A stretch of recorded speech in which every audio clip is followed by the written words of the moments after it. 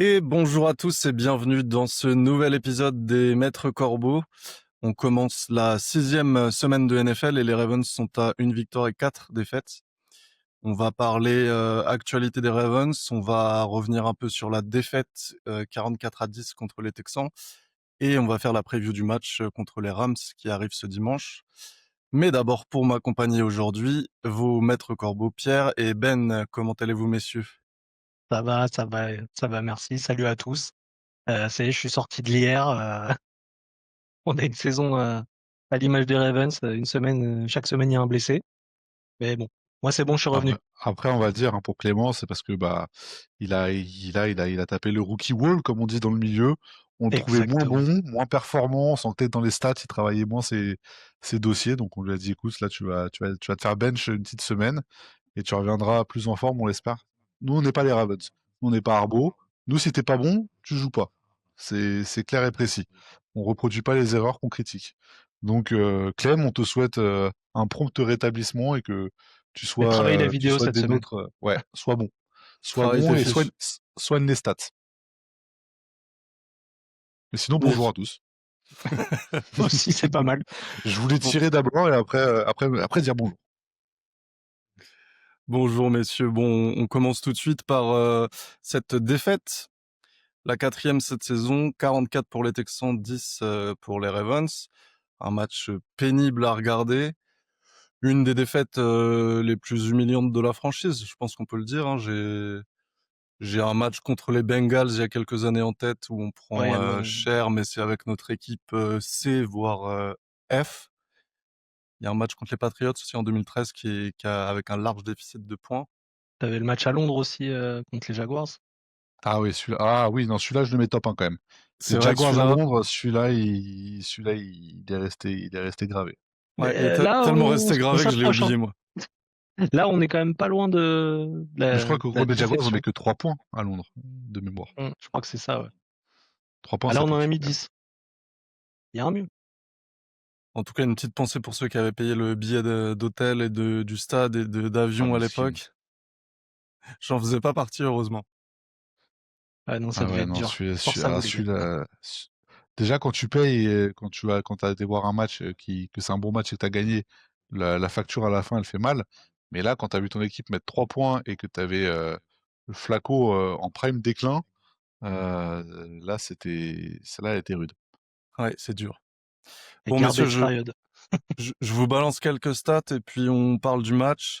Les Texans, c'était 250 yards à la passe, 167 à la course, 5 touchdowns et 0 turnover. Du côté des Ravens, c'était 163 yards à la passe, 44 yards à la course. Je répète, 44 yards à la course, Oh, il en perd sa voix. un touchdown et 3 interceptions avec notre Cooper Rush national qui nous a obtenu un quarterback rating de 29,4. J'ai pas le souvenir d'avoir vu le M&T Bank Stadium se vider à la fin du deuxième, voire ouais, deuxième quart-temps. Qu'est-ce qu'on commence à dire sur ce match, messieurs? Bah que vivement que la saison commence et que la pré-saison s'arrête, qu'on C'est clair. voit enfin du foot et des stades remplis. Parce que là, on était clairement sur un match de pré-saison. Et avec la réalisation, je sais que ça tient beaucoup au petit cœur de pierre, C'est vrai, c'est vrai. qui était toujours qualitative, mais Ça se tenait. au-delà de ça, là, c'était pas le stagiaire de troisième qui faisait la prod, mais au-delà de ça, match catastrophique, ennuyeux, sans suspense, sans volonté. Après, on parlait de débâcle, pardon, les Lions. Euh, là, là, c'est pour moi, c'est pas une défaite, c'est une branlée. Clairement, une défaite, c'est quand tu perds contre les Bills, ça c'est une défaite. Quand tu perds à domicile contre une équipe des Texans qui est en 1-3, euh, j'ai sauté, non? Non, Non, non. non, t'es toujours Non, là. Non, non, pardon, t'as toujours. On parce t'a que toujours. j'ai une page qui s'est ouverte, excusez-moi. Contre des Texans qui sont en 1-3, qui n'étaient pas fringants, avec un quarterback qui était en pleine recherche de ses sensations, bah là, on est tombé sur un All-Pro avec une O-line top 5 NFL, avec des running backs insaisissables. Enfin voilà, on fait revivre tous les morts vivants de NFL cette saison, c'est génial. Ouais, c'est vrai que cette année, on a un petit peu les healers, ça parlera aux fans de Donjons et Dragons, mais on a un peu les healers des équipes qui sont en train de crever. Que dire, au moins il faisait beau, à la limite, c'est tout ce qu'on pourrait dire, quoi, parce que sinon tout le reste c'était En ignoble. point positif, c'était à 19h Ouais, chez nous. voilà, c'était à 19h. Ça m'a permis de passer 3h30 à gueuler sur le Discord, c'était formidable. Non, non, il n'y a pas beaucoup de points positifs à retirer de ça.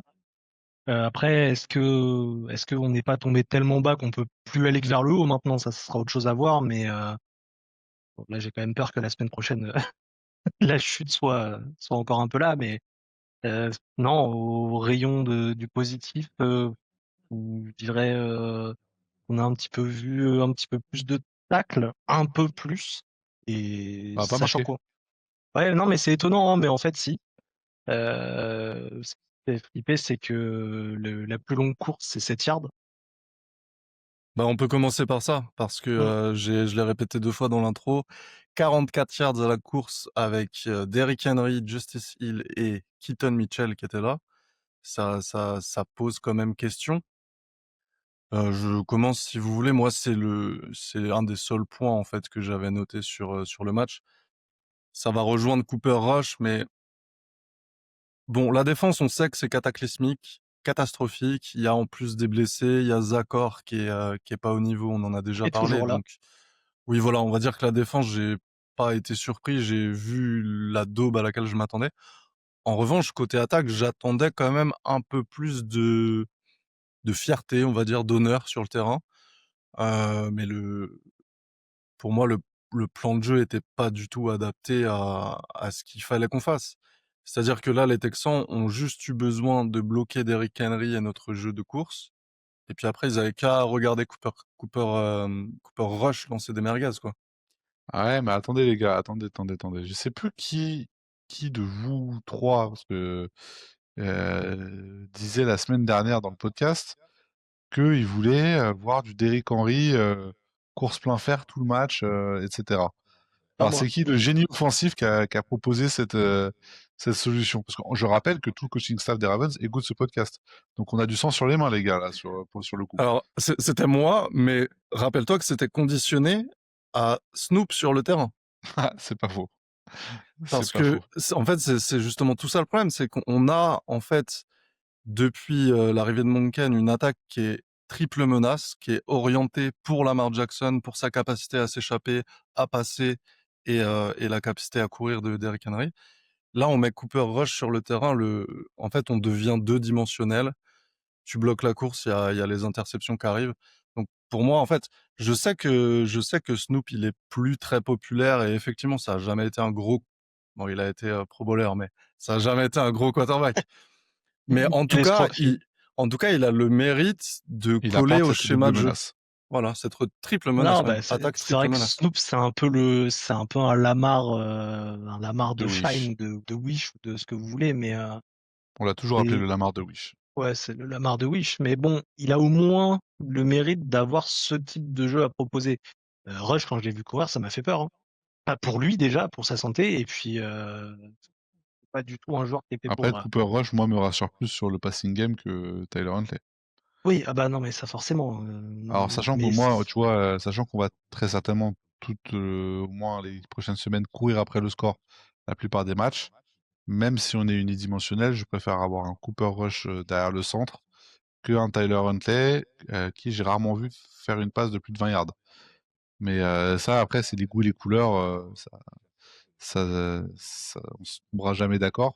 Et moi, un Cooper Rush, même dans cette situation, m'apporte plus de peu de certitude que versus un Tyler Huntley où on a expérimenté et que, enfin moi, je l'avais déjà dit la dernière fois, mais Tyler Huntley, moi dès qu'il a la balle dans les mains, je suis pas serein, hein.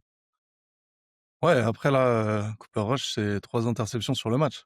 mm, Oui, alors 3 interceptions, ceux qui ont vu le match, ils savent que celle de Andrews, bon, elle est pour Andrews. elle est dans les mains, l'autre, il on dirait un non, j'allais dire un truc, mais on risque de se faire ban. Un Donc, il intermittent jongle du spectacle, il allait dire. Un jongleur. voilà, un artiste de rue. qui jongle avec la balle et forcément, bah, en NFL, c'est peu recommandé. Bateman qui abandonne complètement le jeu, qui va même pas essayer de contester. Et la troisième, je l'ai plus en tête, mais celle-là, par contre, elle est pour la gueule de Cooper Rush. La Après, dernière, sur c'est celle de Bateman, la... il l'a un peu expliqué. Ils ont un peu expliqué ce qui s'était passé. C'est pas vraiment un abandon de jeu, mais de Oui, toute il dit façon, qu'il la oui, il perd aurait de dû vue, continuer. il la perd de vue et que il se rend pas compte que la balle est lancée dans cette zone-là. Enfin Et bref, d'ailleurs, pour sur moi, ce jeu-là, c'est pas sur lui qu'il faut la lancer, hein. Quand tu vois le jeu, c'est absolument pas sur lui oui, qu'il faut la après, lancer. sujet de décision de passe, encore une fois, Cooper Rush, Et, c'est pas un quarterback élite, hein, donc et il y puis, aura des décisions douteuses et des lancers plus douteux qu'un Lamar Jackson ou qu'un Josh Allen. et puis Bateman, si tu le connais un peu, les catchs contestés, c'est pas forcément son truc, hein. Clairement, lui, s'il est pas wide open, c'est rarement un catch assuré. Non, par contre, normalement un très bon coureur de tracé, et là, on a l'impression Oui, qu'il s'arrête au milieu de son tracé et qu'il finit Ouais, pas sa route, mais quoi. en fait, j'ai l'impression, je sais pas ce que vous en pensez, alors peut-être que c'est mon amour de Bateman j'ai jamais lâché le train, qui me fait dire ça, mais je Le trouvais que train l'année dernière, Bateman. Bateman. je trouvais que l'année dernière, on avait enfin compris comment l'utiliser, Mm. et que cette année, on retombe dans les travers de l'envoyer que sur des deep shots qui sont pas du tout adaptés à son jeu. Alors que l'année dernière, on avait compris que sur du tracé court, tracé intermédiaire, il était hyper intéressant et que même balle dans les mains, c'est pas le mec qui va te faire un jeu home run, mais il est capable d'aller gagner les 5-6 yards qui vont chercher le first down. Et cette année, je le vois très peu sur des tracés courts ou intermédiaires.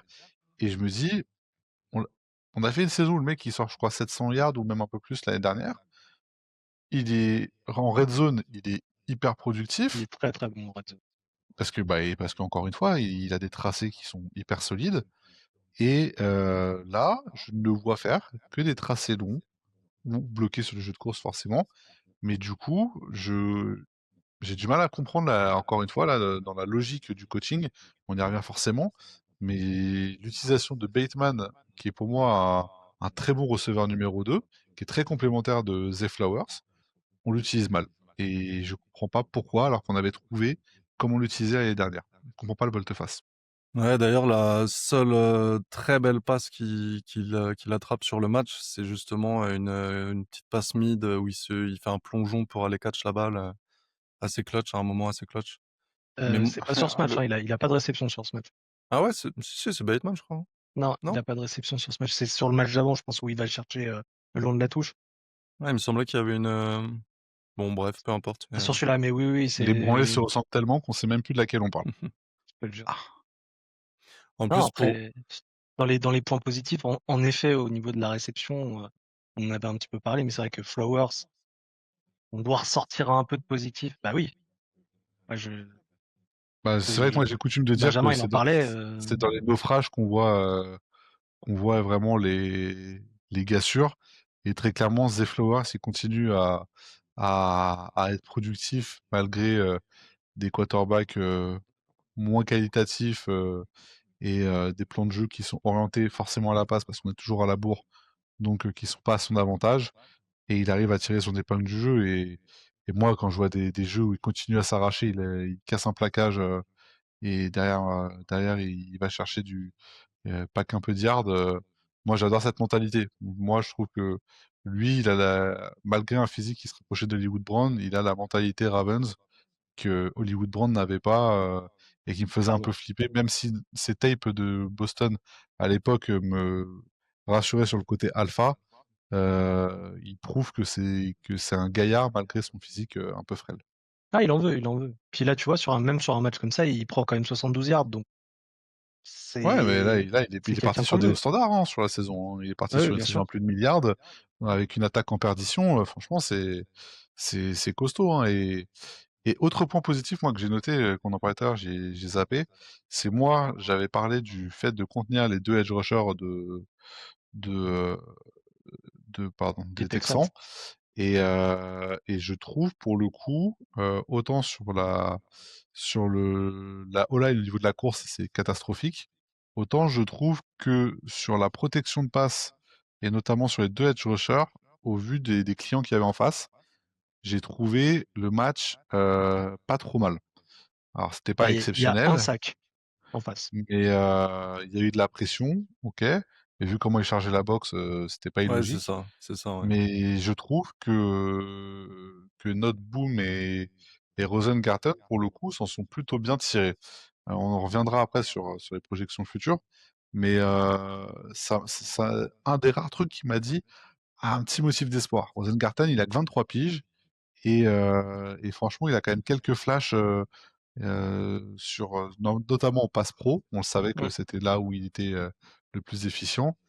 Et je trouve que voilà, par rapport à l'inquiétude que je pouvais en avoir, les mecs ont répondu plutôt présent, même si je mets Noteboom un peu en dessous de Rosengarten parce que j'ai vu des fois où il a eu un peu d'aide pour tenir son vis-à-vis et là où Rosengarten était un peu plus face à face pur et dur. Ah, puis en plus, Rosengarten, lui, il sort d'université où il protégeait un QB gaucher. Donc, il était quand même sur un, Non mais on va Rosengarten, dire, pour moi, il fait une il y a belle un vrai saison l'année potentiel. dernière. Il n'y a Il y a pas un vrai de, potentiel. il y a pas grand chose à dire. C'est plus à côté de lui que ça déconne. Et encore que en passe pro, prenez avec tout le recul nécessaire, en passe pro, Falele est pas si mauvais. Oui, C'est non, non, c'est pas, sur la course, il est dégueulasse, mais bah, après, en passe pro, c'est pas compliqué, hein. Le mec, il les garde, il joue dans une cabine, il prend toute la place de la cabine. Qu'à partir de ouais, il là, court. forcément, il est, il est tellement imposant qu'en passe pro, c'est effectivement plus simple. Mais bon, je sais pas si c'est maintenant que je vais détruire la O-line ou sur la preview, mais enfin, Lélé, enfin bref, j'en parlerai Ouais. après. J'ai peut-être juste un dernier point un peu positif, mais c'est juste moi, hein. Je sais que c'est pas forcément partagé, mais c'est que j'ai encore trouvé Teddy Buchanan bon pour par rapport à ce qu'on lui demande, parce que Alors là, je suis pas du tout d'accord. c'est un Ouais, rookie. alors, Non, pas bon. Attention, bon. non, non, mais moi, je suis d'accord avec toi, Pierre, mais c'est vrai qu'il a pris C'est un la sauce rookie. On Buchanan lui a demandé cette semaine. c'est lui qui avait la pastille, hein. C'est lui qui avait la pastille verte. C'est un rookie. Il finit à 15 tacles, dont 8 solos, un tacle pour perte. Alors oui, je sais, il a taclé aussi pendant le garbage time, etc. Mais en fait, pendant le garbage time, il aurait pu lâcher comme les autres. Il a pas lâché. Et je trouve que c'est un rookie de quoi? Troisième tour, quatrième tour, troisième tour peut-être? Quatrième. Quatrième Ouais, tour. quatrième, je crois, ouais. Franchement, par rapport au potentiel qu'on peut attendre de lui, je trouve que eh ben, il s'en sort vraiment, vraiment plutôt bien. Et à côté de lui, c'est Simpson l'aveugle là. Donc franchement, Je suis pas d'accord sur Buchanan. Moi, c'est un prospect, je trouvais les choix hyper intéressants. Je dis pas qu'il est déméritant et qu'on sort. Mais si tu regardes à proprement parler son match, tu te focus que sur lui. En cover, qui était normalement sa spécialité en université, il est paumé sa mère. Mais vraiment, il prend jamais les bonnes zones, il a la lecture catastrophique. Et il se fait putain de burn par Stroud. Stroud, c'est pas Lamar. ouais, bah, il Il court quand même prend, plus il vite que lui. prend, il prend une tempête. Et son angle de course, il est catastrophique. Buchanan, pour un rookie quatrième tour, encore une fois, on en revient toujours au sujet attente versus production. Je te rejoins. Euh, Quatrième tour, le mec, il est jeté dans le bain tout de suite. Il prend beaucoup de snaps. Ça va lui servir pour la suite. Très bien. Peut-être qu'avec un meilleur linebacker à côté de lui, ce sera plus simple et avec moins de responsabilités, ce sera plus simple. Mais là, je peux pas laisser dire et être d'accord avec un Buchanan, il fait un bon match. Buchanan, il survit comme il peut, il fait de la stats, mais il fait un très mauvais match. Je trouve que en termes de cover et dans les zones intermédiaires, alors il y a son compère Trenton Simpson, mais on se fait crever dans l'espace milieu de terrain entre les chiffres, vraiment dans les zones couvertes par les linebackers. Le play call n'aide pas, ses compères ne l'aident pas, mais je trouve que il se détache pas, il sort pas du lot, quoi. Après, quand je dis bon match, je le mets en relation par rapport à le contexte. Il est dans un contexte, c'est dumpster fire, tu vois, c'est vraiment genre, c'est la défense, Ah elle est mais après, dégueulasse. voir un rookie qui est starter, Et je trouve que le gars se qui a le donne green dot, vraiment. donc Et ça veut dire que le mec il est quand même assez smart, qui a le green dot qui envoie 15 stacks. Je suis content parce que c'est l'expérience qui va lui servir. Mais pour ça moi servira là, pendant la reconstruction. exactement, qui commence dès maintenant. Mais en l'état, je trouve qu'il fait pas un bon match. Un bon match, c'est pour moi, il sort du lot. Parce que tout le monde fait des matchs de merde en ce moment.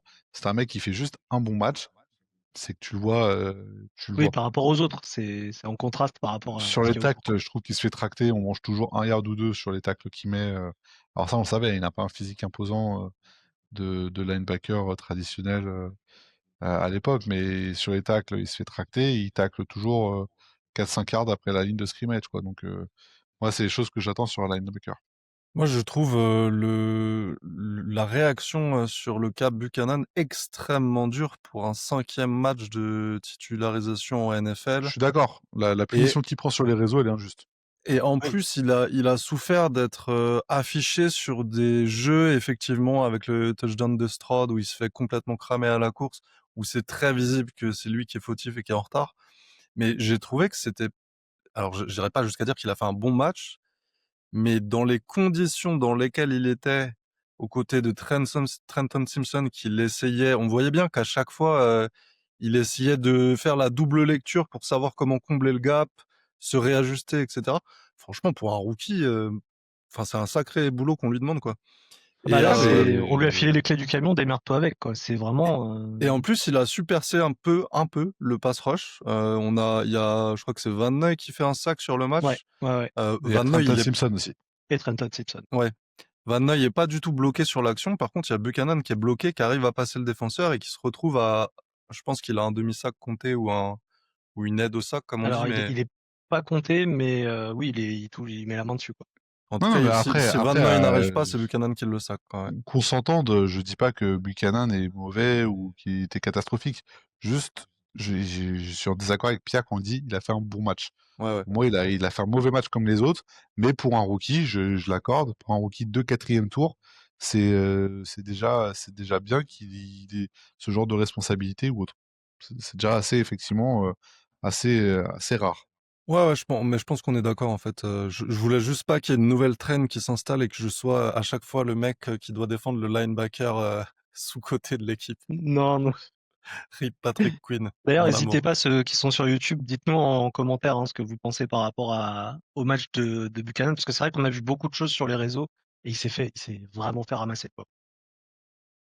Ok, messieurs, pour le positif, on a fait le, le tour, Ah je oui, oui, pense. bah, je pense qu'on a même Oh, trop bah, épilogué sur le positif, là. oui, oui, oui. Bon, alors les plus gros flops du match, on va essayer de pas revenir chaque semaine sur les problèmes de coaching dont on a beaucoup parlé et de plus s'intéresser peut-être à l'exécution. C'est ça, Quels les sont gars, on a les... compris, le coaching staff, c'est cata. Voilà. On passe à autre chose. On ne dira jamais rien de positif cette année. Sachez-le. Peut-être juste ce que Clem disait, il nous avait envoyé un petit message pour dire que par rapport au coaching staff, par rapport au fait qu'on avait gueulé nous principalement sur Arbo et sur Or, attention mon Ken, ça se rapproche. Voilà, c'est tout, c'est rien de Ouais, fou, hein, mais le truc c'est que t'as pas tout cité du message de Clem qui était ouais, mais je crois qu'après nique c'est ta démonétisé sinon. bip avec tes courses plein centre de Henry. Ok, ok. Du coup, on peut y aller sur les flops, sur les points négatifs du match niveau exécution. Pardon. Andrews, Ouais, en gros c'est fini. je l'ai crevé dès la première ou la deuxième semaine, je sais plus. J'avais fait un long laïus de 5 minutes sur lui. Et là, Miskin, fait de la peine, quoi. Ça fait vraiment de la peine. Là, j'ai vu une stat tout à l'heure sur Twitter où là, sa pointe de vitesse maximum de la saison, c'est la pire de sa carrière. Le nombre de... Enfin, tous les chiffres, c'est au pire de sa carrière. Et tu sens que, bah, on l'a dit, mais on va le redire, mentalement, il est crevé complet. Et étonnamment, je pense que physiquement, il est en régression aussi. Après, il Mmh. s'approche de la trentaine, hein, donc c'est pas non plus hyper incohérent. Ça joue Il aussi. a passé son prime physique. Mais ouais, moi j'étais étonné parce que j'aurais pensé qu'un Marc Andrews, c'est un mec qui durait sur le temps parce que c'était un mec qui a jamais tout misé sur son physique et qui était sur son intelligence de jeu plus que sur ses capacités physiques. Il y Mais avait son Et intelligence surtout, de jeu, mais il était giga explosif, il avait des courses bah, de pour moi, Marc Andrews, receveurs c'était surtout et qui, tu regardes les highlights de Andrews la plupart du temps, c'est des mains fiables. oui, Là, bon ça ok. c'est on n'en parle plus. Et c'était, tu regardais ses highlights, t'avais quasi que des catchs où il y avait pas un défenseur à 5 yards de lui. Ouais, mais parce C'est que cette justement, il capacité avait à cette trouver les zones. capacité à, et puis il trouvait des zones parce qu'il mettait des feintes et des cuts qui lui permettaient de faire ça. Ouais, mais Là, moi, je maintenant, suis désolé, quand je il voyais a ces plus cuts, le corps pour le faire, quoi. c'était pas Tyreek Hill, quoi. C'était des cuts de Big Non, Man, évidemment, c'est pas Tyreek Hill. mais en fait, il avait juste la logique de toujours se trouver au bon endroit, au bon moment, et c'était la vraie soupape de sécurité pour le QB. Et ça, c'est comme si tu as l'impression qu'il avait perdu le flair. Tu vois, Mm. Ouais, mais qui... surtout dans un match comme celui-ci où pour le coup on avait besoin d'une soupape de sécurité pour un quarterback, un QB2 backup qui a besoin de se rassurer, de faire des petites courses. Moi, je pensais vraiment que ça allait être le match rebound de Andrews et finalement, ouais, gros flop. Bah, si Et même le là, défenseur des tight ends le défend plus, c'est fini. on en revient où bah là, il fallait le trade cette intersaison et que, à force de faire du sentimental, les Ravens, c'est la famille et mes couilles, et ben tu finis par avoir un mec qu'on va trade contre un paquet de chips, très certainement, parce que je le vois pas finir la saison.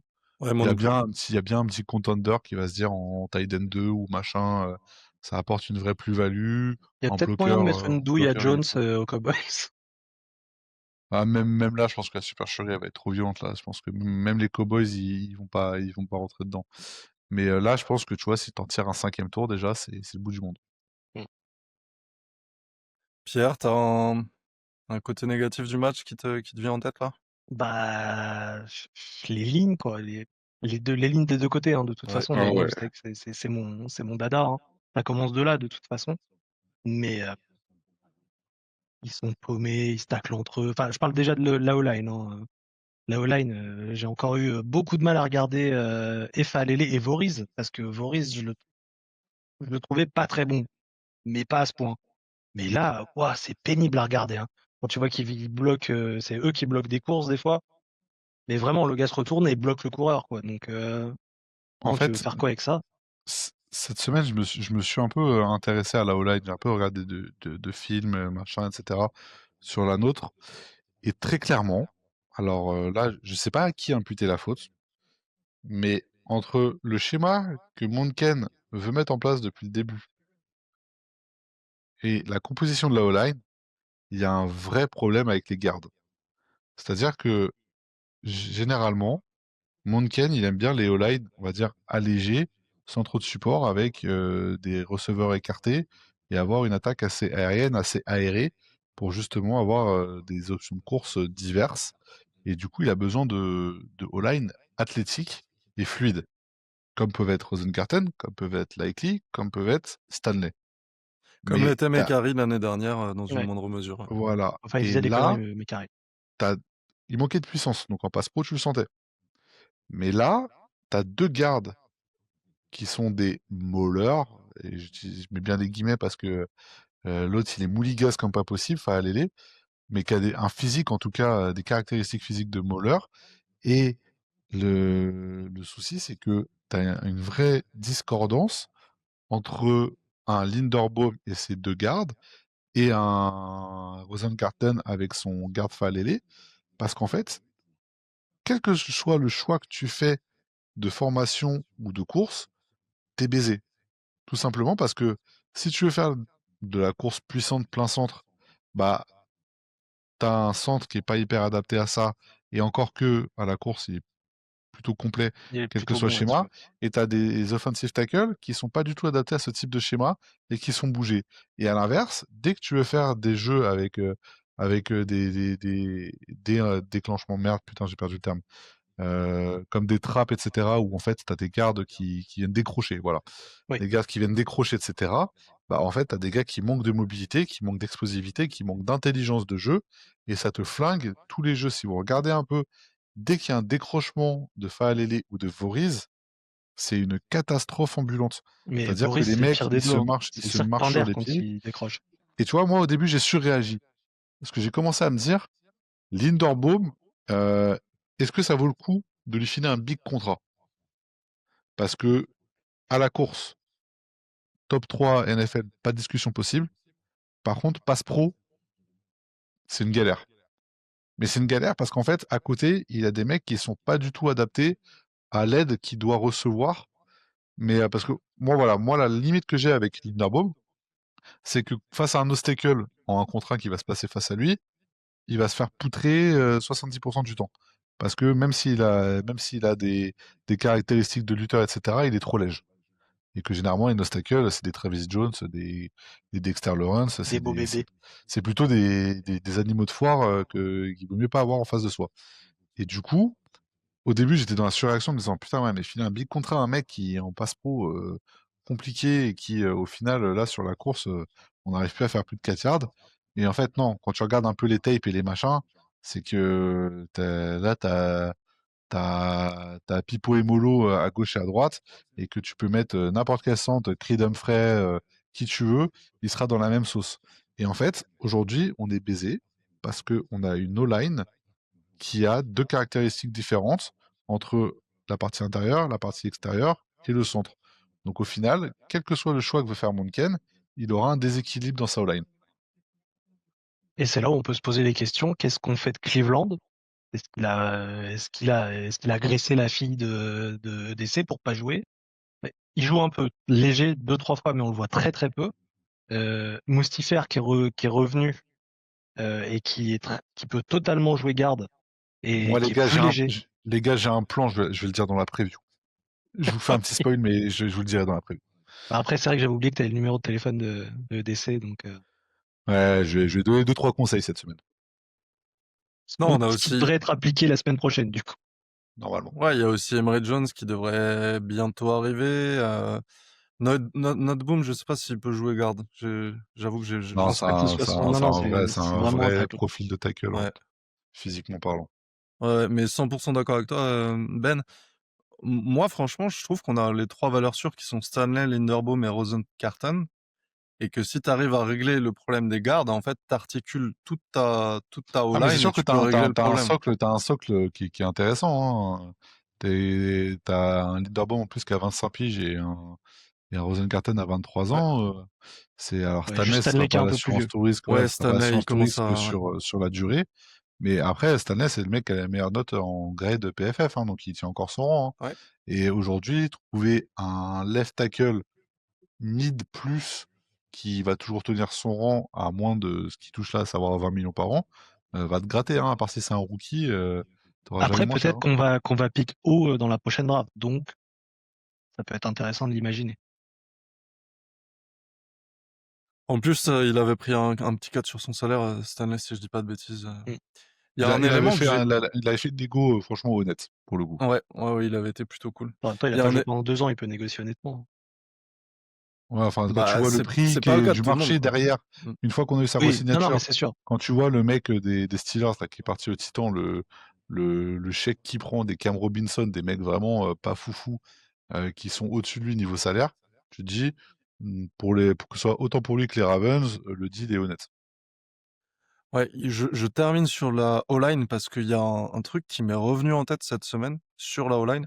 Et n'hésitez pas à me corriger si je dis des bêtises, messieurs, mais on avait John D l'année dernière qui était coach de la O-line. Ça vous dit un truc, non? Oui, celui qui avait remplacé, j'ai perdu son Le nom, mais défunt le coach qui est Ouais. décédé en début d'année. Et ben, D'Alessio. D'Alessri ou d'Alessandrini ou D'Alessandro. je sais plus. Ouais. Avec un nom d'Italien de New York, quoi. en tout cas, je me demandais si on n'a pas aussi un problème de coach de l'AOL parce que même Rosengarten, je le vois régresser. J'arrive pas à savoir si c'est parce qu'il est pas développé comme il devrait l'être ou si c'est justement avec ce que t'expliquais Ben, c'est-à-dire des gardes qui en fait font pourrir toute la ligne offensive quoi. Je pense pas qu'il ait régressé. Enfin, juste tu le regardes par rapport à son grade de PFF, il est assez semblable à ce qu'il avait l'année dernière. Par contre, il n'a pas progressé. Oui. Pour moi, il n'a pas régressé, mais enfin, ou alors il a peut-être un peu progressé, mais c'est trop léger par rapport au potentiel du garçon, Ouais, son âge, et je pense effectivement qu'il est trop bridé avec un garde qui peut pas, sur lequel il a besoin d'être en sécure. En fait, c'est un peu le même problème que avait Emery Jones, notre rookie de l'année dernière à LSU. C'est-à-dire qu'il a fait une saison sophomore qui était excellente, parce qu'il avait je sais plus quel garde qui avait été drafté en NFL l'année d'avant, et l'année suivante, il a un garde qui est pas mauvais, il se blesse mi-saison, et derrière, étonnamment, Emery Jones il devient beaucoup plus catastrophique parce qu'en fait, il était obligé d'avoir un œil sur son garde en passe pro pour pouvoir être efficace. Et forcément, quand tu as un peu un œil sur les oppositions de ligne intérieure, bah, sur ton edge rusher, dès qu'il est explosif, etc., tu te fais vite niquer. Donc, je me fais ce parallèle parce que pour moi, ça ressemble vachement en termes de situation où je suis persuadé que, alors quoi qu'il en soit, dès que tu as un coéquipier qui est meilleur, ça te rend meilleur, ça c'est une certitude.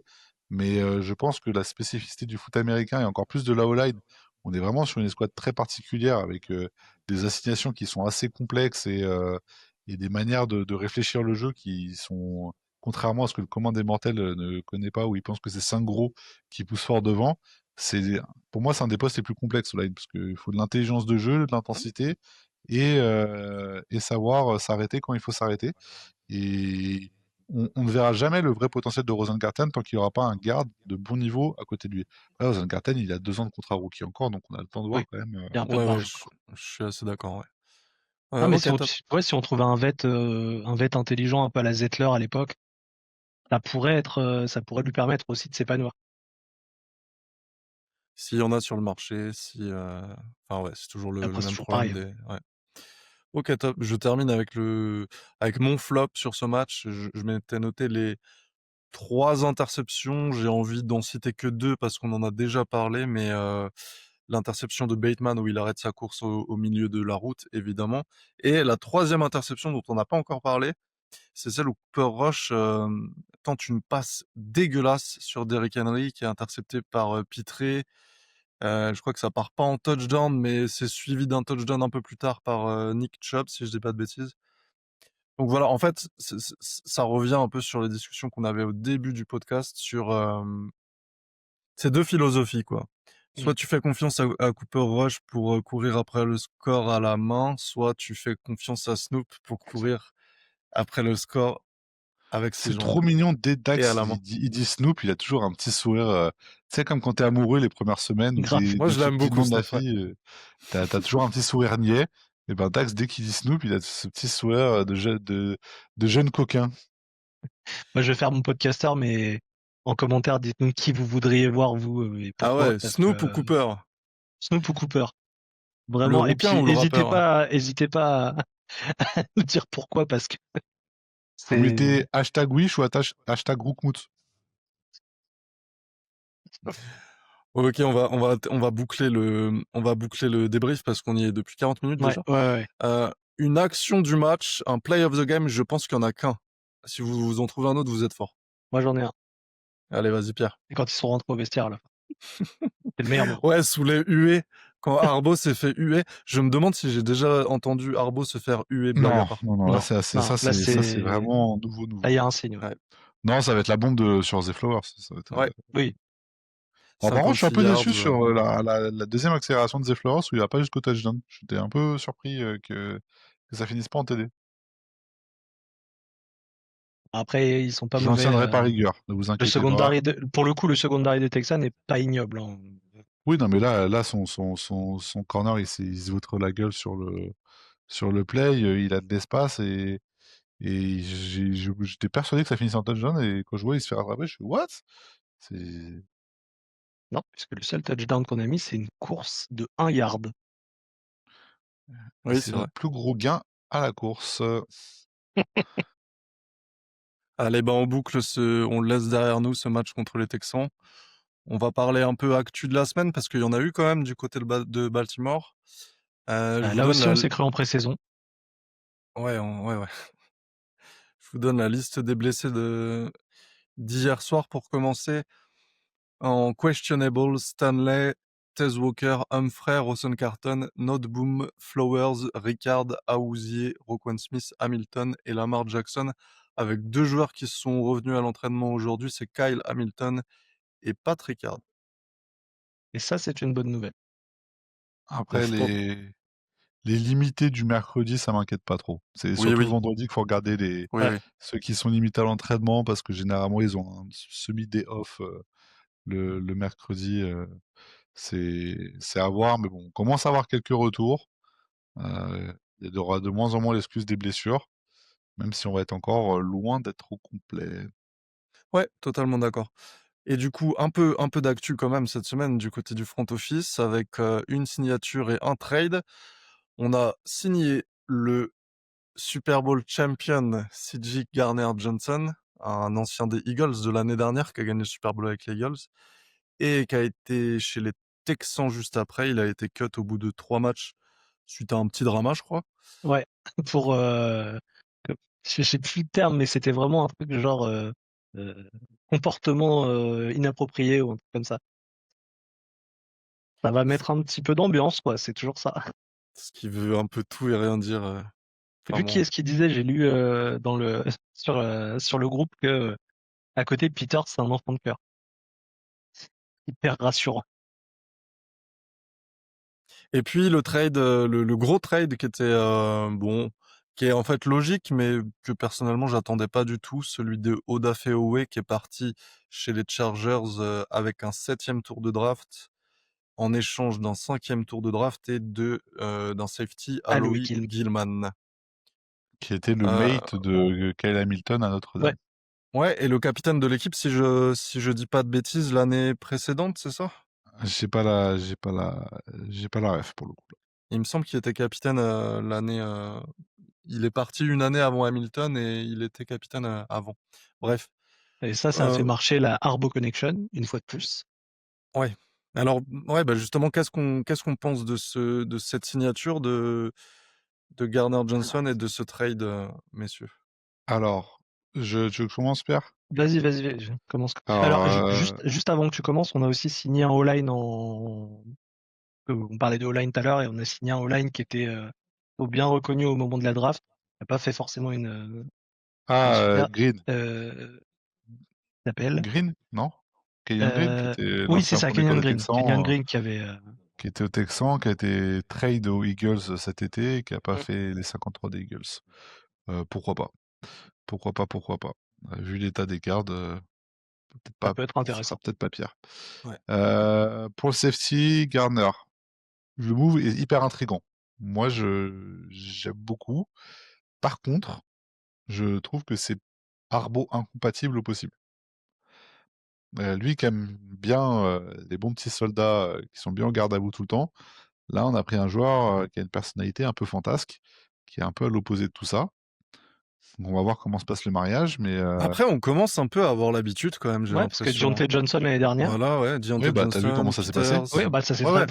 ça Par s'est contre, pas passé. ça se passe pas très bien à chaque fois, mais on a toujours ce petit move du corsaire qui arrive en cours de saison un peu marginal.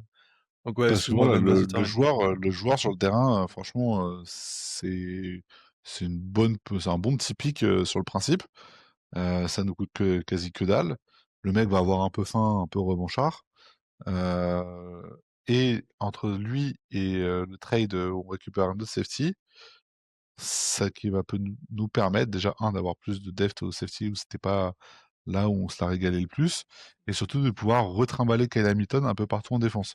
Ouais, Si on n'est pas trop, si Zakor est pas trop con, et c'est là où j'ai un gros doute. Parce que Kyle Hamilton, là où il a brillé, c'est quand on l'a utilisé un peu comme Derwin James aux Chargers, et qu'on l'envoyait un peu partout, dans le slot, dans la boîte, dans le deep, et qu'en fait, quel que soit l'alignement, tu savais pas trop ce qu'il allait faire. Et qui rendait, via son physique et ses capacités athlétiques, et l'intelligence de jeu, parce que ce mec a tout, vraiment chiant pour les attaques adverses, parce que pour t'adapter, très compliqué. Est-ce qu'il va drop, est-ce qu'il va attaquer la poche, est-ce qu'il va être en man? Impossible à avoir. Et là, vu l'utilisation qu'on a déjà l'année dernière et cette année maintenant, c'est du gâchis total. Donc je me répète un peu par rapport à la semaine dernière. Mais du coup, ça peut permettre de redéployer intelligemment ce joueur qui, pour moi, depuis le début d'année, même si c'est le meilleur défenseur de l'équipe, joue à 60% de ce qu'il peut apporter. 60%, je suis large. et ça va Donc, peut-être aussi aider un peu à développer Stark à côté de ça. ouais. Et du coup, Odaféoé, pas Et de attends, regret. j'ai l'impression que la signature de ce safety là, on cherche un peu à comment dire, à réparer la blessure de Adarius Washington quoi, de l'intersaison Aussi. qui a fait mal et qui a à mon avis pas mal perturbé les schémas de jeu. En fait, si ça clique, je nous vois bien repasser en triple safety avec un Hamilton, ouais, comme tu C'est dis, sûr, c'est sûr, plus dans la boîte. Ah, c'est le move, c'est Mais du c'est coup, sûr. vas-y, tu vas pouvoir enchaîner sur le trade parce qu'en fait, entre Garner Johnson et Gilman, le Gilman, ouais. ouais, je sais pas. J'ai l'impression que Gilman est plutôt deep safety. Il a plus le profil d'un Ardarius Washington pour le coup, j'ai l'impression, non? Bah, Gilman, ça frappe Euh, fort déjà. ouais, Anti-tacle, il Gilman, frappe vraiment de fort. ce que j'ai pu lire, c'est que ça frappe fort, mais c'est inconstant. Donc ça frappe fort, mais ça Ok. peut rater du tacle. Et il est capable de sortir des matchs où il va sortir une interception venue de l'espace et qu'après il peut se trouver les 2 matchs suivants. Bah, Enfin, ce qui est marrant, c'est que l'année quand tu dernière, regardes, contre nous, il avait fait un match plutôt propre, sauf à un moment où il s'est complètement troué. Mais sinon, il avait fait vraiment un match plutôt propre. ce qui est rigolo, c'est quand tu regardes les réseaux des 2 équipes, tout le monde pense qu'il a fait un braquage de Ouais, l'espace. ouais. De fou. Et quand tu regardes à l'inverse, toutes les équipes disent oh putain, les mecs d'en face, ils pensent que Gilman c'est une frappe alors que c'est une escroquerie complète. Et nous, on se dit putain, oh oui, ils sont persuadés qu'ils vont avoir un mec qui va leur faire 17 dans la saison, alors qu'il n'a pas progressé d'un iota complet. Oh oui, pour moi, c'est pas de regret. Malgré, là pour le coup, on a un coaching staff sur les edge rushers qui est quand même reconnu et connu et reconnu. La progression, je la trouve quasi, alors pas nulle parce que c'est faux, mais pas du tout suffisante par rapport au potentiel qui était annoncé du garçon. De fou. Sa prise de masse qu'il a fait cette intersaison était une fausse bonne idée au final, parce qu'il a perdu toute l'explosivité et je pense que ça joue énormément sur le fait qu'il soit beaucoup moins efficient cette année. Pour ceux qui n'étaient pas au courant, il a pris, je crois, 10 ou 15 kilos sur l'intersaison et je pense que c'est un poids de jeu qui ne lui va absolument pas, parce qu'il n'est pas assez fin techniquement pour pouvoir jouer à ce poids-là. Et, je pense que contre la course, il a jamais su à se développer. Et aujourd'hui, dès qu'il y avait des phases de jeu de course, il n'était pas sur le terrain. Donc, est-ce que le trade, il est intéressant parce que je pense qu'on aurait peut-être pu récupérer un peu plus le concernant avec un pic compensatoire quand il aurait signé ailleurs à la fin de saison. J'ai des doutes sur l'intérêt du trade maintenant, mais peut-être que ça a aussi un petit gentleman agreement où lui, il voulait se barrer et que du coup, plutôt qu'avoir un mec qui va pourrir encore plus l'ambiance du vestiaire qui doit pas être folle à l'heure actuelle, on s'est dit bon, bah, on va récupérer un truc maintenant, peut-être un safety qui va nous permettre de jouer différemment et voilà, mais voilà. Oda fait ouais, bonne route à toi, mais j'étais descendu du train depuis un moment et n'est pas Bateman qui veut.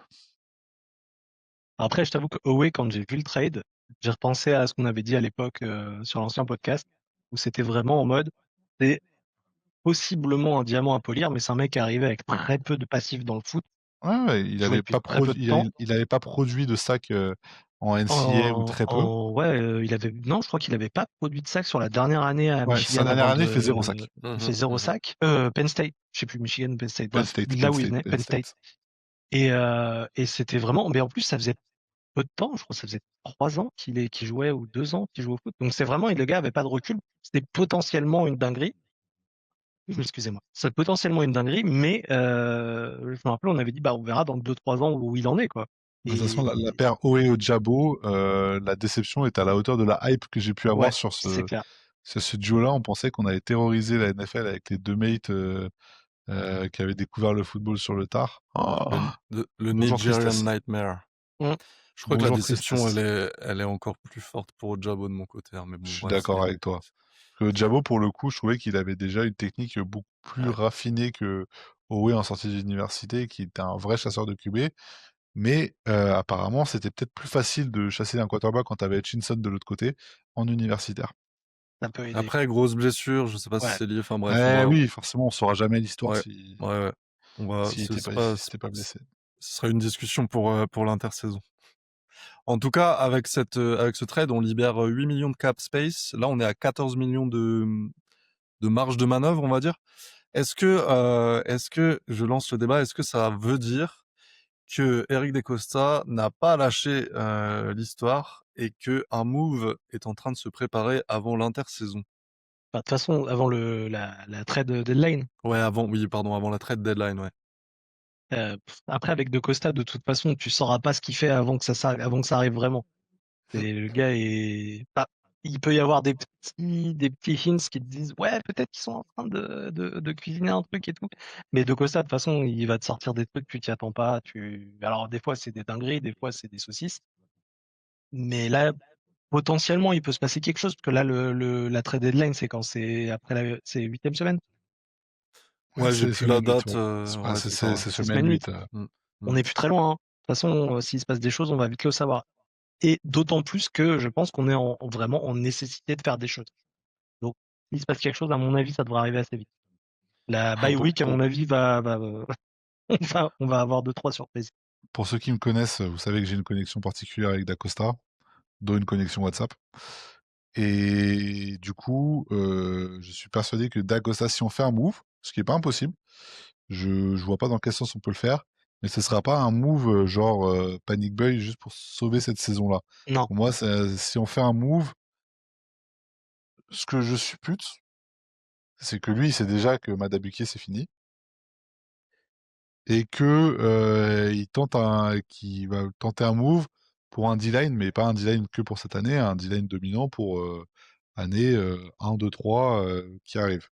C'est la seule chose que je vois potentielle. Alors, s'il me fait Est-ce que mentir et est-ce que qu'il tu es en prend un train de mec, nous dire que on va aller chercher un Thibodeau ou un Dexter Lawrence chez les Giants, Ben? alors si tu me laisses le choix, Dexter Lawrence, je vais le mm, chercher avec une Twingo s'il faut, Ouais. hein. Je le cherche sur le coffre de toi, mais pas sûr qu'ils mais tiennent dans la Twingo. Mais Dexter Lawrence, pour moi, c'est ce qui se fait de mieux en termes de. Ouais. Alors après, si tu prends Dexter Lawrence, ça veut dire qu'aussi tu fais une croix sur Travis Jones, parce que c'est des mêmes protos. Donc Thibodeau, c'est peut-être moins cher. Après Thibodeau, il te reste qu'un an de contrat sur son contrat rookie après cette année. Donc c'est pas là, pour moi, ça revient à un move court-termiste. Moi, je pense qu'il va prendre un gars qui a Jalen déjà un Phillips. contrat établi et qui va permettre. Alors peut-être ça peut être de la O-line, ça peut être on focus sur la D-line ou edge rusher, mais ça peut être de la O-line, Après, anticiper un peu. on en a vu des moves court-termistes à la Ngakwe qui est resté une saison. Ouais, mais la différence c'est qu'on n'était pas en 1-4. Mm. Ouais. Moi, que tu fasses un move pour améliorer ton équipe quand t'es contender et que tu cherches à avoir le petit truc en plus qui tu penses va te faire gagner le titre, Mm. ça me va très bien, je l'entends. Marcus Peters à l'époque, Ngakwe, etc. Là, je comprends tout à fait le mood. Quand tu es en 1-4, je vois pas l'intérêt d'aller chercher un truc pour te sauver la saison pour faire un 8-9 et utiliser du cap space, des tours de draft, etc. Alors que tu sais que tu commences à avoir des chances assez conséquentes de passer en mode ta saison elle est foutue. Transition toute trouvée parce que on a critiqué le coaching staff la semaine dernière. Il y a quelqu'un qu'on a volontairement laissé de côté pour l'instant, c'est DeCosta. Est-ce que vous pensez que DeCosta, il a compris qu'on n'était plus contender cette saison? Bah, si lui, il comprend les choses, je pense. Après, je sais pas s'il est dans ce mindset de se dire, bon, bah, c'est fini, on va essayer de faire ça proprement et puis on verra l'année prochaine. Parce que je pense pas qu'il lâche beaucoup. Publiquement, ça sera jamais dit quoi qu'il en Ça, soit. il le fera pas, oui, de toute façon. Publiquement, c'est pas la mentalité de dire on lâche la saison. Bah, je précise Mais ma question. après, en fait, le move, comment il va utiliser ce 14 millions de cap space, ça va nous donner une bonne Mhm. indication sur justement dans quel mindset il est. Et si on voit aussi, parce que pour moi, OE, c'est quand même un premier message Oui, de je lâche la saison, parce que OE, c'est quand même ton edge rusher qui est censé être dominant à 25 piges, qui est censé être dans son prime. Du coup, pour moi, c'est un premier petit pas vers on commence à capitaliser. Après, Mais c'est pas Howe qui fait que tu vas en playoff ou pas pour moi, quoi. c'est pas vrai mais par contre, ça devrait être, ouais. t'es déjà en galère de edge rusher, tu traites ton soi-disant meilleur edge rusher. Donc il y a un plan peut-être derrière la tête, il y a peut-être, comme je te disais, un conflit d'être humain avec le joueur. Mais pour moi, c'est quand même t'envoies un premier signal. T'envoies un premier signal Ou et t'as peut-être à voir la extrêmement suite. confiance en Van Noy et Mike Green, quoi. Bah ouais, je veux bien. J'ai vu Bah, une faut stat les effrayante utiliser. d'ailleurs là-dessus. J'ai vu une stat effrayante Non, où non. enfin, tous nos edge rushers étaient 80% de leur snap en 1 contre 1. Donc, ce qui veut dire que là, c'est du mano à mano. et que du coup, c'est vraiment un problème de niveau et d'exécution des joueurs. C'est-à-dire que là, c'est pas, ils sont pas chop souvent par un tight end ou de l'aide sur la O-line. Donc ça veut vraiment dire que là, aujourd'hui, nos edge rushers, ils sous-performent. Bon, après, il y a le jugement visuel, il trompe pas, hein, on le voit quand on regarde les matchs, hein. Mais c'est une stat qui était assez effrayante quand même. Après, encore une fois, si t'as un plan de jeu pourri, même si c'est du 1 contre 1, si t'es attendu et que on se prépare face à toi, on te contre, quoi. Ou Oui, on te mais ralentit. des reps en un contrat, normalement, t'es censé en gagner. T'en perds, Ouais. mais t'en gagnes Ouais, ouais. aussi. Je C'est vrai que nous, précise, ce qu'on a vu, il n'y a pas eu trop de, il y a pas eu trop de passage de la ligne. On a eu un tout petit peu dans ce match, léger, mais c'est c'est vraiment la portion congrue, quoi. ouais, non, mais on est d'accord que c'est pas hyper enthousiasmant. Euh, je précise quand même ma question, est-ce qu'il faut jeter Eric DeCosta avec John Harbaugh, Non, Zakor et... Non. non, non, non, non, non et non. Bah, c'est surprenant parce que là, on est tous les trois d'accord ce soir. J'ai l'impression que c'est pas tellement le cas dans la communauté. Après, je me méfie parce que c'est toujours quand tu es en difficulté et quand le bateau coule, il y a une tendance à sacrifier tout le monde sans faire de... Enfin, guillotiner toutes les têtes sans trier, quoi. Non, Là, mais j'ai l'impression que tu peux pas DeCosta, il dire, t'as prend un toute peu la pour... communauté NFL, que ce soit les fans des Ravens, les spécialistes, les insiders, les machins, qu'on sucé d'Acosta en disant, il a construit un roster de l'espace en début de saison, il n'y a pas de points faibles, il y a de la profondeur sur tous les postes, etc. Et d'un coup, quand tu as un coaching staff qui te flingue le travail et que tu es en 1-4, dire, ah ouais, mais là, le roster, il est pas équilibré, il y a ceci qui va pas, il y a ceci qui va pas. Ouais, d'accord, mais en soi, sur le principe, quand tu regardes le roster en début de saison, jamais tu dis les Ravens ils sont à 1-4 cette semaine-là, quoi. Non, Il puis n'y a si les pas mecs un se poste blessent, aussi il fait pas faible. pour grand-chose. Enfin, à un moment, après, lui, son équilibre de base était bon. Enfin, je veux dire, sur le papier, on était tous d'accord pour dire que peut-être qu'on n'était pas forcément le contender, mais on n'était pas loin. Si, sur Ouais, les power rankings, on ouais, était ouais, partout dans Mais les non, mais le premiers. power on ranking, ok, était mais moi je numéro un. voyais une ou deux équipes qui étaient au-dessus de nous, de mon point de vue. Maintenant, oui, on était forcément dans le top 3 au niveau de possiblement gagner le Super Bowl. Et De Costa, il a fait un bon boulot. Enfin, je veux dire, il n'y a pas de Dès que personne, ça, enfin voilà, t'as un Von personne à Doy et gueuler. Loué qui sortent d'une saison à plus de 10 sacs chacun. Tu peux pas anticiper que les mecs ils mettent plus un pied devant l'autre. T'as un Roquan Smith qui arrive hors de forme alors que le mec est censé être ton leader All Pro, tu peux pas l'anticiper. Tu peux pas anticiper que Hamilton tu l'utilises comme un safety standard alors que le mec c'est pas du tout son rôle. Tu alors La blessure de Madubuike, tu peux pas la. le seul truc que je peux lui reprocher à Monsieur Costa, c'est un les gardes parce que l'année Ouais, dernière on l'avait déjà ouais, vu ouais, ouais, ouais. et enfin la O-line, et deux, la draft de Michael Stark. Moi, même si derrière on a eu McGreen, etc., Starks, pour moi, ça restait pas la priorité, pas le bon choix. Et on avait du choix de safety sur les tours d'après. Et moi, j'ai gueulé sur de la draft. Et derrière, la sélection de McGreen au deuxième tour m'a fait redescendre rapidement, tellement j'étais heureux. Mais je reste persuadé que Starks, il y avait mieux à faire au premier choix. Je vais te jeter une petite fléchette, Ben, parce que les Eagles ont voulu trade pour nous passer devant au premier tour et pour aller chercher Starks, hein. Toi qui défendais les Eagles la dernière fois. Ben oui, mais mon ami, c'est parce que les Eagles aujourd'hui, ils n'ont pas besoin dans la O-line. La O-line, ils en ont à revendre. Donc forcément, eux, ils avaient un Ouais, point ok. faible, c'était les DB.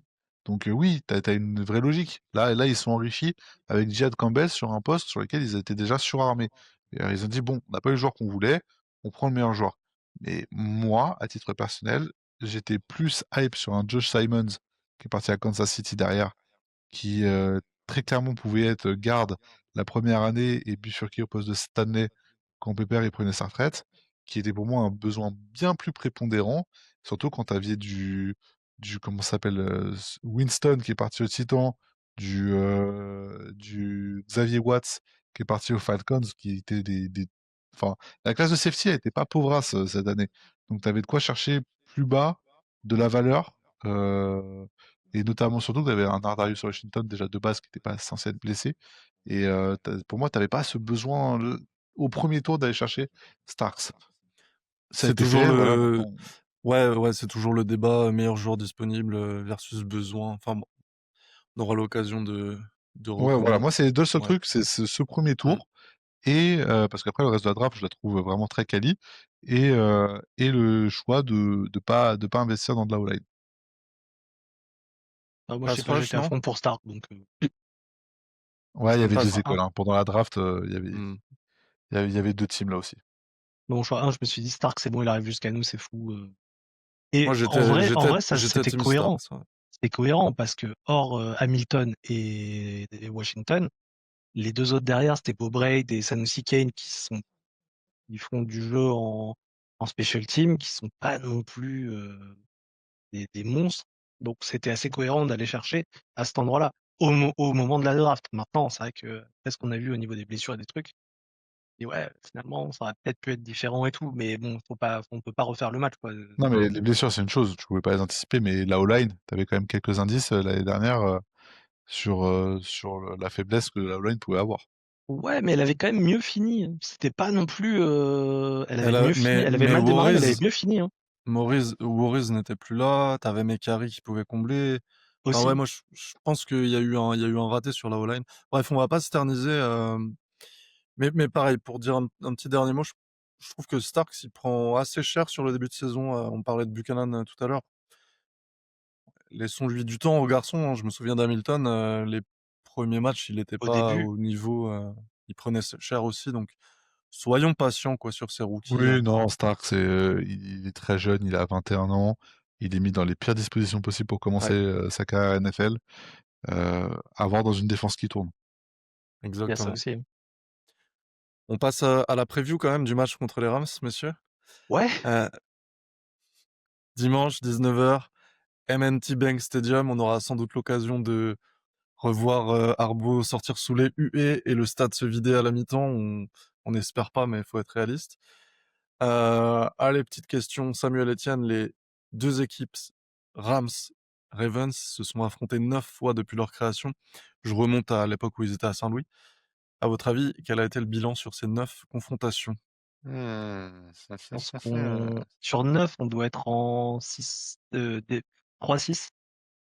Moi, je dirais 5-4 Ravens. Pierre, tu peux préciser ta pensée? De quoi?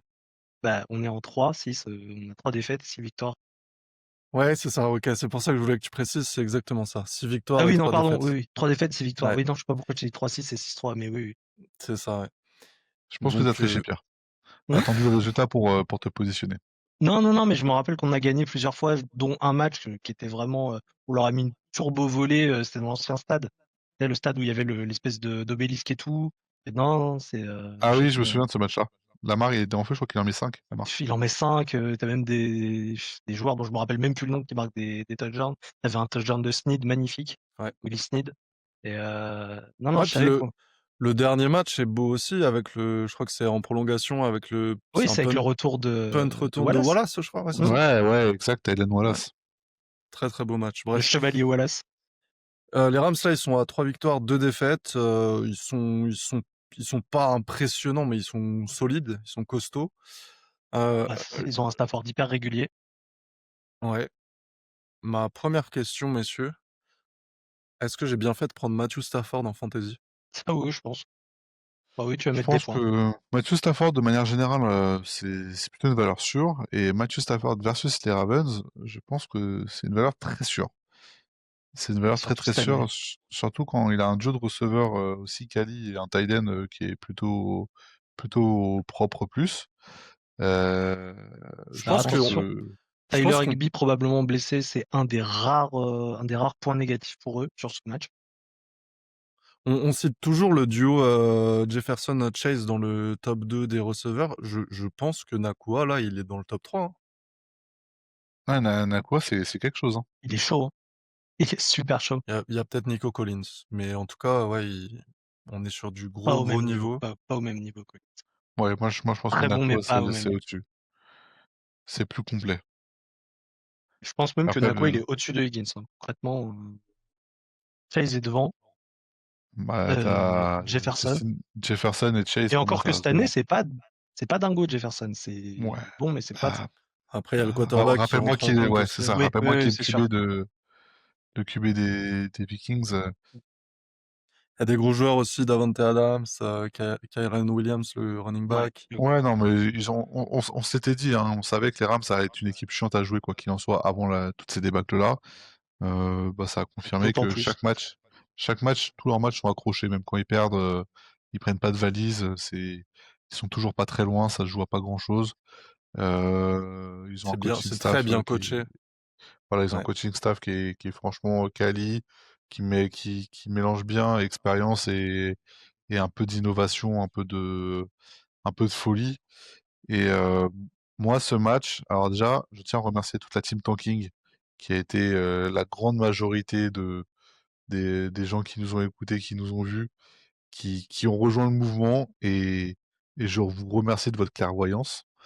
Et du coup, pour moi, là, c'est le démarrage justement du Tanking Time.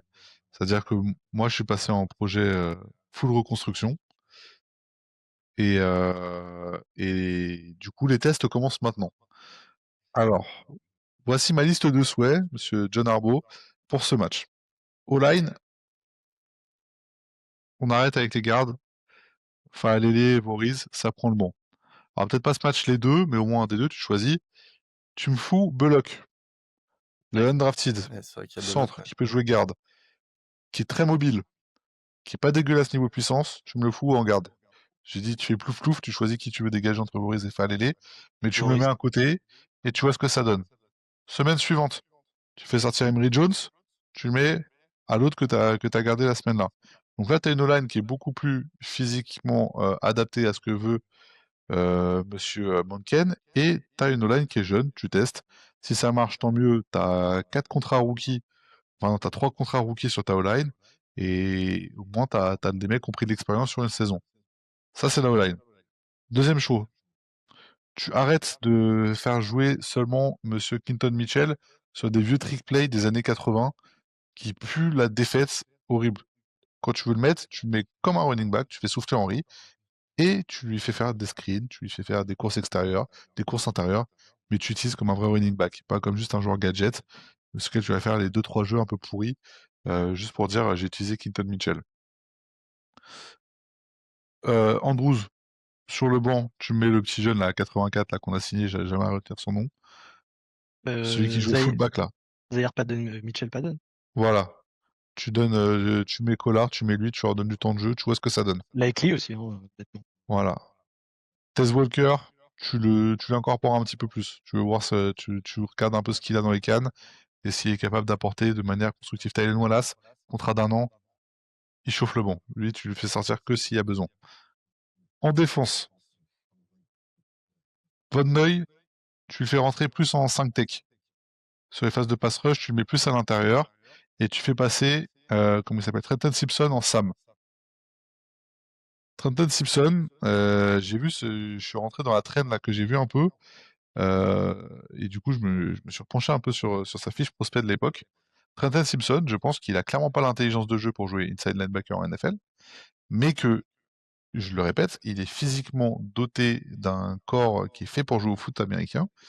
Et je pense qu'en Sam, donc en drop un peu en cover de temps à autre, et surtout chasser le quarterback, il a des capacités athlétiques qui sont hyper intéressantes.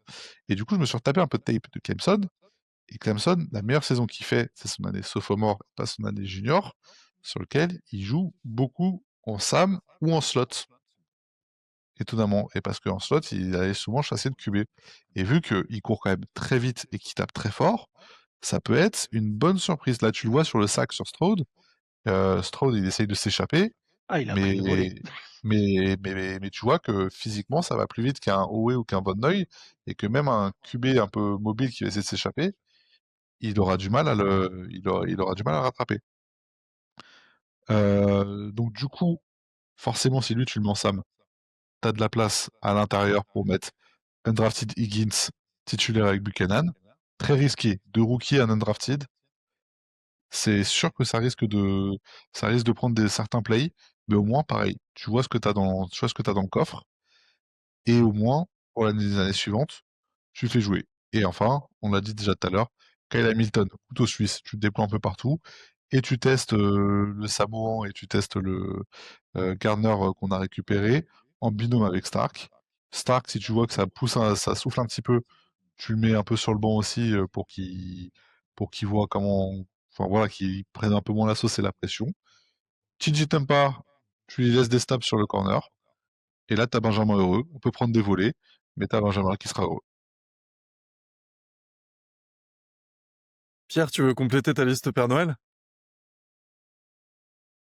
Excusez-moi, j'avais cut le micro. Ma liste au Père Noël, non, moi, elle me paraît déjà pas mal. Et sachant que Simpson, j'en avais déjà parlé, je crois, dès la deuxième semaine où j'avais demandé à ce qu'on le mette un peu comme on avait fait avec Malik Harrison l'année précédente. Et je pense que c'est plutôt une bonne chose. Après, est-ce que je pourrais demander de plus? Bah là, pas grand-chose parce qu'en vrai, en gros, ça dépend de comment on se place. Est-ce qu'on veut juste finir proprement cette année ou est-ce qu'on veut essayer déjà de recommencer à faire quelque chose avec? En l'état actuel des choses, le plan est bon. Le plan de Ben, moi, je j'ai pas grand-chose à dire dessus, je le trouve très bon. Peut-être essayer de voir, alors la voir qu'est-ce qu'on va faire avec cette histoire de 3 safety. Est-ce que Hamilton, on le fait jouer plus haut? Est-ce qu'on l'insère plus aussi dans le pass rush? Oui, foncièrement, c'est ce qu'il faut, je pense. Peut-être aussi reprendre un peu les bases, peut-être tester aussi d'autres receveurs un peu. Je sais pas, tu vois, mais bêtement, tu disais Tess Walker. Moi, je serais assez curieux de voir un petit peu l'agent Wester aussi. Parce que c'est pas le receveur qui va te faire des dingueries, mais c'est un peu un joueur à la Taylor Lockett. Donc tu sais que si tu lui envoies, il va gagner, il le garde. Il relâche pas beaucoup de balles, enfin, de ce que j'ai pu voir de La, lui en la- la universitaire. comparaison, elle me fait mal au Non, cœur, mais là. c'est pas Taylor Lockett non plus encore, mais c'est le même type de joueur. Lockett, il va pas te gagner 50 yards après avoir récupéré la balle. Par contre, là où il tombe, il a la balle dans les mains et ça bouge plus. Et peut-être que essayer d'arrêter de grappiller doucement 4-5 yards au sol, 3 yards ou même 1 yard parce qu'on n'arrive pas à passer la ligne, et ces 5 yards-là, tu vas aller les choper comme ça. Une fois de temps en temps, je dis pas que ça doit devenir un des front-runners de l'attaque, mais je pense que c'est des choses qui pourraient être intéressantes à jouer. D'autant plus que le gars est rookie, on l'a pour 4 ans, autant essayer déjà de maintenant d'en faire un peu quelque chose. Après, je sais Moi, que je suis c'est pas l'état pour le d'esprit test, hein. d'Arjo. Je suis pour le test, mais pour le coup, le poste de receveur, c'est là où je vais limiter le turnover entre guillemets, parce que Zefloa s'il mérite de faire une grosse saison. Et Bateman, il faut on réussisse pardon, à le réincorporer comme il faut dans les gameplays et dans l'utilisation. Donc Ouais, c'est là où peut-être c'est qu'en pour ça que l'utilisant je un peu suis. moins souvent, on l'utiliserait peut-être plus intelligemment. Après, Mais, Il y a mais oui. la clique à fin aussi. Hmm. Pour moi, tu mets Tiden 1 et tu mets Andrews au placard et comme je te dis, tu mets après du Collard et je l'appelle 84 parce que j'ai incapable de retenir son nom depuis Mitchell, le début de appelle-le saison. Mitchell. Et voilà, Michel, tu le mets, il s'est bien bloqué, peut-être qu'il va te faire 2-3 réceptions à 4-5 yards, et c'est très bien, et Likely, il est là pour faire tes big plays et d'être ta soupape de sécurité. Mais Likely, pour moi, c'est le présent et le futur, donc Ouais, Andrews, carrément. d'ici une semaine ou deux, tu le trades, et après, t'attends qu'il y ait un bon tight end qui se blesse en NFL, et tu le trades contre un quatrième tour, et là, c'est Fiesta Loca. Ou contre un garde. Je veux dire, je ne crois absolument pas qu'on va réussir à trade un garde. Les gars, les gardes, c'est trop rare en C'est NFL trop en flux tendu, pour, je sais, euh, mais bon, pour, on peut pour toujours choper espérer. un. Ouais, bah sinon on essaie avec les Eagles de prendre Lane et on leur trade Andrews, hein, je pense que ça peut le faire, hein. Ou Dickerson. Ouais, pourquoi pas. Ou Quinn Miners. De toute façon, on sait que tous les plans sur la comète qu'on peut faire pour les trades, Des Costa va nous court-circuiter et faire un truc auquel on s'attend pas du tout, comme chaque année. C'est ça. Il, Ou alors il va rien faire et c'est ça qui va nous surprendre. il va échanger Andrews contre un coordinateur défensif. On va voir flou. Vu la valeur d'Andrews actuellement, je sais pas quel coordinateur on va récupérer. Bah, franchement, Ben a tout dit. Moi, j'ai pas grand-chose à rajouter en fait, sur la défense, 100% d'accord. J'ai rien à rajouter. L'attaque, je vais pas développer parce que je l'ai déjà fait, mais bah, Snoop. J'ai fait, Tant qu'on aura, j'ai laissé exprès de laisser un flou artistique sur le poste de QB, parce que j'ai pas d'avis en vrai. En vrai de vrai, Cooper Rush ou Snoop, je m'en branle complet parce que c'est pas des solutions d'avenir. Donc là, mettez celui qui vous fait plaisir. Faites, tiens, Arbo fait plaisir à Dax. C'est un fidèle suiveur des Ravens. Mais Et, de et toute mets-nous façon, mets-nous ça des va dreads, finir par mets-nous des arriver. dreads dans le casque. Que vous le vouliez ou non, ça va finir par arriver. Cooper Rush va se faire tège et ça va être Snoop qui va rentrer sur le terrain et ça va rouler un peu mieux parce qu'on aura enfin une triple menace Et du coup, qui vous êtes pas du correspond à tout notre sur la identité. trend d'aller chercher Richardson en QB2? Bah, pourquoi faire non, non, je l'ai pas. Clairement pas. Snoop est meilleur. Non, mais en fait, moi, je la connais l'histoire. C'est qu'en plus, quand Snoop il va arriver, on va jouer des équipes de chips, il va faire 2 victoires d'affilée. Il va dire, ah, je vous l'avais dit, machin. Trop Et voleur. derrière, et derrière, il va faire un match catastrophique, 4 fumbles, 2 interceptions. Et on va se rappeler que Snoop, c'est qu'une version Wish de Lamar Jackson. On Mais la connaît l'histoire. je suis tout à fait d'accord, mais au moins tu gardes ton identité offensive et t'es un peu plus cohérent avec Ah, ce puis que. après, Lamar va peut-être pas rester blessé aussi longtemps que ça, hein. On n'aura peut-être pas le temps de le voir faire Alors bah Et, tous ces matchs. pardon. c'est bien de conclure là-dessus. Enfin, sauf si vous aviez quelque chose à rajouter, mais il y a un truc là dans la team tanking. Vous me séduisez un peu. Mais personne parle de Lamar, quoi. Et vous pensez vraiment que le mec va accepter de jeter une saison comme ça gratuitement à la poubelle? Moi, je suis pas convaincu du Moi, tout je me demande de connaissant plus Lamar en plus Jackson, hein. s'il le ferait pas justement pour que Arbo, tout ça, ça dégage. Alors, je pense pas qu'il va le faire pour faire dégager Arbo, mais que il a, je pense qu'il a quand même pas mal de pets qui sont enchaînés au fur et à mesure des saisons et que son entourage ou autre peut lui faire comprendre l'intérêt de se mettre une saison au frais quand ta saison de ton équipe elle est morte. Mm. Parce que si c'est pour te faire envoyer au feu par Arbo qui va vouloir sauver sa place et qui du coup va t'envoyer sur des jeux dangereux pour toi et ton intégrité, si c'est pour te faire le genou en semaine 15, bah non merci. Donc Ça, c'est ma plus grande peur. je pense que le coaching staff va faire tout pour le faire jouer parce ils jouent leur salaire, ils jouent leur carrière pour leur salaire. Mais je pense que, enfin voilà, ça reste pas QB star de NFL. C'est lui qui décidera s'il joue ou pas. S'il veut dire qu'il a mal aux adducteurs jusqu'à la fin de la saison, il aura mal aux adducteurs jusqu'à la fin de la saison. On va pas se voiler la face. Tu vois, c'est différent à Zay Flower. Zay Flower, il est proche de sa contracture. Il a tout intérêt Il à peut faire pas. une saison complète. Lamar Jackson, et pour lui, qu'il fasse saison blessé, diplomatique ou pas, il sait qu'il va avoir un big contrat et qu'il a plus rien à prouver, quoi. Et il peut même pas avoir de franchise tag, donc il a pas de pression. Moi, c'est ma plus grande peur que Lamar revienne en mode Superman pour sauver la saison, et qu'il finisse par se reblesser comme ça a été le cas en 2021-2022 Mm. parce qu'il est tout seul, il a pas de ligne. Je pense on perd contre les Rams. Autant si on gagne contre les Rams, je pense que là, ils vont faire du forcing et ils vont se dire la saison est pas morte, calendrier facile, machin. Si on est en 1-5, je vois pas dans quel monde les mecs se disent on a moyen de sauver la saison. Connaissant Lamar, je serais étonné qu'il abandonne aussi rapidement. Pour Surtout faire la avec une date fin de maintien de la saison. calendrier qui est prenable, quoi. Parce qu'en fait, t'as passé les plus grosses Ouais, équipes. enfin, Ouais, prenable. enfin, tu joues 2 fois les Steelers, pour moi, Non, mais je suis d'accord, je tu me mets prends dans 2 la fois tête de Pickett. Lamar. Je me mets dans la tête de Lamar. Tu reviens, t'as passé le plus difficile, tu veux aller en playoff, t'essaies de prendre toutes les Ouais, victoires mais qui Lamar, je l'ai restent. rarement vu autant frustré sur le bord du terrain depuis le début de saison. C'est Après, je suis d'accord avec toi que le mec il a plutôt une mentalité de jamais rien lâcher, et que c'est pas un grand causeur, mais c'est un gros montreur, pour faire la blague. Mais voilà, lui, il fait par l'exemple. Mais je vois pas l'intérêt de personne, même de la franchise à 1-5, d'aller risquer ton QB qui Mm. est qui commence à être commence à avoir 28-29 ans, quoi. De le risquer sur un cahier de jeu physique avec une O-line qui est vraiment poreuse, sur, sur une fin de saison qui n'a plus d'intérêt. À 1-5, je ne comprends pas là où tu peux avoir un intérêt de tenter quelque chose cette année, quoi. Calendrier ou pas calendrier. Ouais, je suis assez d'accord, mais je suis pas sûr que ce soit la raison qui l'emporte. Donc ça, il y a que l'avenir qui nous le dira. Et encore une fois, hein, moi, je vous répète ce qu'on a dit la semaine dernière, le pire scénario, c'est de faire un vieux 9-8 inespérer une remontada et pour se faire troncher devant grand public en wildcard par n'importe quelle équipe qui sera en playoff. Genre les Steelers.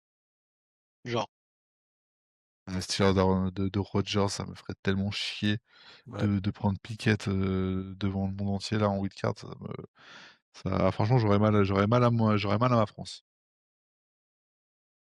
Ok, est-ce que on a quelque chose à rajouter, messieurs, sur nos Baltimore Ravens? non, là, pas vraiment. On a Ouais. un peu court, mais les Ravens ont décidé qu'on ferait jamais un podcast en dessous d'une heure 20. Oui, Ouais, c'est Et vrai. peut-être que la semaine prochaine, on va avoir du trade, donc on aura encore des choses à dire. Je pense qu'on aura encore très peu de choses à dire sur le match, hormis grosse surprise. Et mais voilà, c'est saison haletante, mais pas dans le bon sens, mais haletante quand même. Après, les défaites font des vues, donc c'est ça. C'est vrai que pour lancer la chaîne, c'est c'était plutôt une bonne saison. ouais, c'est la L'odeur du sang. thérapie, thérapie hebdomadaire de la communauté française des Ravens. Bon bah petit point prono. C'est Clem qui prend 2 points cette semaine. C'est lui qui est le plus proche du résultat final. Il avait pronostiqué une défaite 37-20. Donc 2 points pour Clem. Ben et moi, on prend 1 point parce qu'on avait pronostiqué une défaite également. Et Pierre 0 parce qu'il avait, dans son grand optimiste qu'on adore, Dans son costume de Mickey, pronostiqué une Pierre victoire. avait pronostiqué la victoire. C'est ça. Et donc on a Ben qui est en tête avec 5 points, Clem qui suit avec 3 points et Pierre et moi-même qui fermons la marche avec 2 points. Qu'est-ce qu'on pronostique sur le match contre les Rams cette semaine, messieurs? Et puis Ben va commencer puisqu'il lead. Défaite. Défaite 35 21. Pierre? Défaite 48-21. Wouah, toujours plus. Ouais, Et toujours plus. en plus, il court-circuite le pronostic de Clem qui était de 48-20. Ah bah ça marche aussi. Si ça se joue à 1 point, ça va être intéressant. 48, c'est beaucoup les gars quand même là. Ouais, enfin 44 contre les Texans, C'est parce que je t'ai vexé la semaine dernière en disant que tu travaillais dans le costume de Mickey que tu Non, te non, sens non. obligé de faire Non, mais en un plus, score le mitraillette. pire, c'est que ma toute première take de la semaine, c'est ça va être n'importe quoi et on est capable de gagner ce match à la con. Mais maintenant, j'y crois plus. Donc, non, non, vraiment, je pense qu'on va prendre une volée. En tout cas, moi, je donne une On va voir défaite. Nakua en mode Megatron et voilà. Défaite 31-13 pour moi. Ouais. Peut-être que effectivement, à chaque fois, je suis trop ambitieux avec Protection pour les Ravens. Ça dépend qui joue. Ah. Tu Bon, vois, bah, regarde, il fait toujours le sourire, il me tue. ah ouais, moi, franchement, vous saurez quel maillot m'offrir pour mon anniversaire. Je sais même pas quel numéro il a. Bah, le 2, non? Ouais, il a repris le 2, fais voir. Ah, je sais pas si il a repris le 2, mais Bah, tu recycleras ton maillot d'Henri quand il sera trade.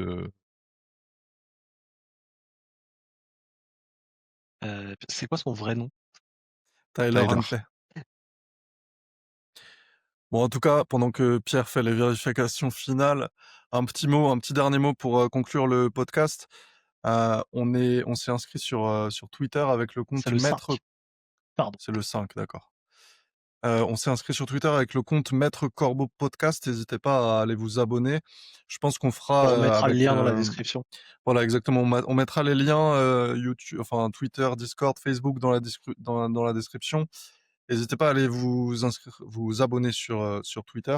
Je pense qu'on fera quand on aura un peu d'abonnés présents des petites questions chaque semaine pour vous répondre et pas parler tout simplement Avoir un sur peu notre d'interaction comme branche. ça. Ouais, exactement, avoir des petites interactions avec vous.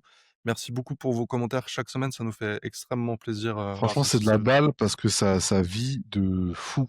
Nous, par rapport à notre première expérience avec Pierre, le format vous plaît plus globalement, donc ça c'est déjà très cool. Et les retours, les commentaires, les partages de chaque semaine.